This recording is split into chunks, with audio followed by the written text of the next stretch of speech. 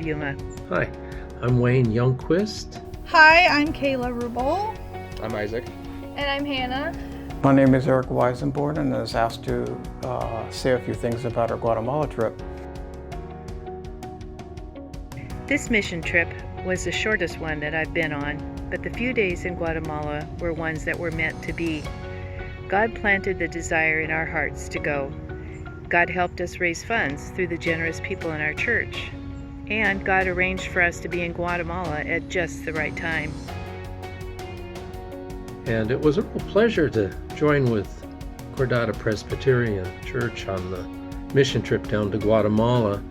I was there 4 years ago, and it was interesting to see the Shekinah Center. When I was there before, they had just started to put it together. It was looking nice then, but to see it now as they have it set up, that was really nice. In reflecting on the mission trip, it was the first time I've ever been on a mission trip, and so I didn't know what exactly to expect, but I certainly probably had things in my mind, and in many ways having it end so short, it felt kind of unfulfilled. But I think that is a good thing, because I think God works in ways that are so different than maybe we expect. His plan is not our plan. It forced us to lean in and trust him, and I think when we do, it's taught me to see the good that's come. I think even though we didn't get to make it to the Pokomchi village, I know that our efforts meant something to them. I'm so thankful that we were a part of raising the money to provide the water systems, even though we didn't get to do the work. And I know for me, I was blessed immensely by the relationships of the people of ASOSAP. They were so kind. They were just a blessing. Yeah, inviting and a blessing to be with. And I know for me, it's given me a desire to go back to do more mission trips if I'm able to return. That's definitely a desire of my heart. I feel blessed to have gone. God provided every bit of the way. He provided financially, he provided logistically, and I think he saw this trip through despite circumstances in the world that we couldn't control. First, I'd like to thank the congregation for their generosity in helping us fund our trip to Guatemala. Pastor Greg has talked many times about the congregation and its generosity, and the funding we received from the taco luncheon just blew us away. I'd also like to thank individual sponsors that sponsored us, so thank you everyone very much. The second thing I'd like to talk about is the presence of the Holy Spirit, which was evident from our planning the trip through our return to the States. His presence was not earth-shattering, but it was a subtle presence. Our connection was family-like with the Guatemala team, and it was evident from our first meeting. We truly were as one body with one purpose. So thank you for your prayers. The Holy Spirit was present because of your prayers, and God answered your prayers as only he could. We may not have done the physical work of building the 6 water systems, but we provided the supplies to do it. We brought 2 large suitcases full of clothing and games for the kids, Spanish Bibles, and so much more. But the success of this mission was also seen in the encouragement we gave to the ASOSAP staff. They were very appreciative and told us that in spite of the difficulties of the global virus and personal risk to us, we still came to serve their Pokomchi people. When our mission was cut short, I was reminded that God measures success differently than we do. We did our part in trusting God and were obedient to his call to go to Guatemala. And if God calls again, I, for one, would do it all over again. And I just want to give a thank you to the staff there. They really went out of their way to make us feel at home and comfortable and safe and secure.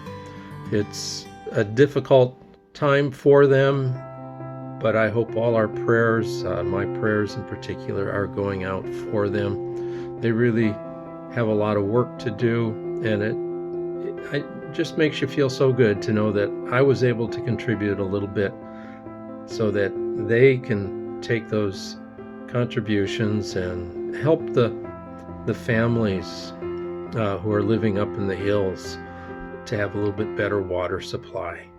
So thank you so much. I really appreciated it.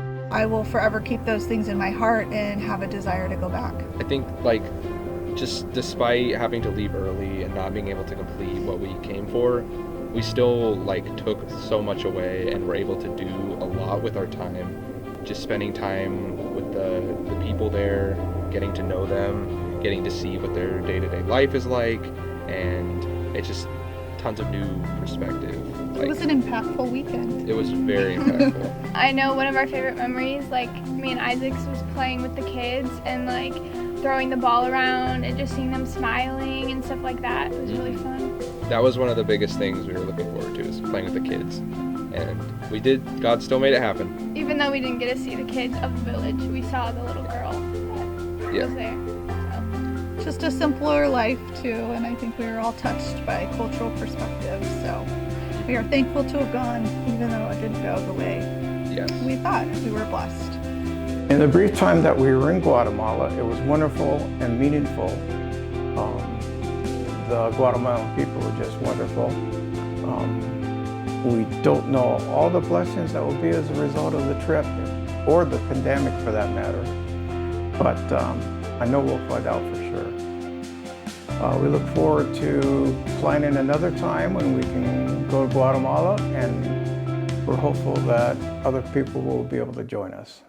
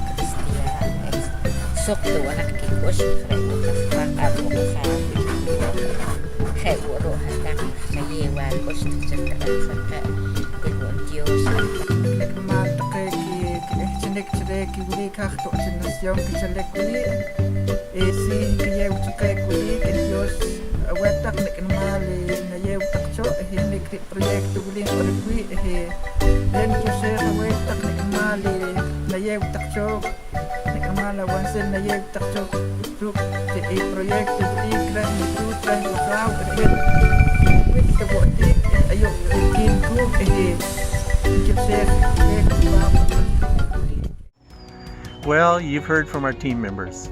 In spite of our abbreviated trip, we experienced an abundance of blessings that were not foreseen or planned for.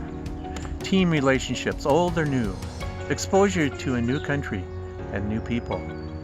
The visibility of God's loving care are just a few, because there are many more blessings.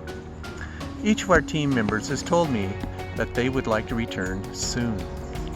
Reality is that we need to wait upon God's timing, whether that is next year, 2 years, or whenever He gives us a dream and a task. This time God gave the team members a taste of a need and His providence to provide for us. Why He chose to have us come back so quickly? I don't know. Maybe it was to encourage others to return with us, which would be wonderful. The Shekinah Center can hold 12 men and 12 women, which would also fill 2 vans in Guatemala. What a joy that would be if we could return with a larger group to serve Him. Please consider your response the next time you feel God's nudging you to move beyond your comfort zone, to a place where He wants you to be His hands and feet, to bless others while He's blessing you, and to bring new joy while you serve Him. There is a saying, the chief end of man is to glorify God by enjoying Him forever.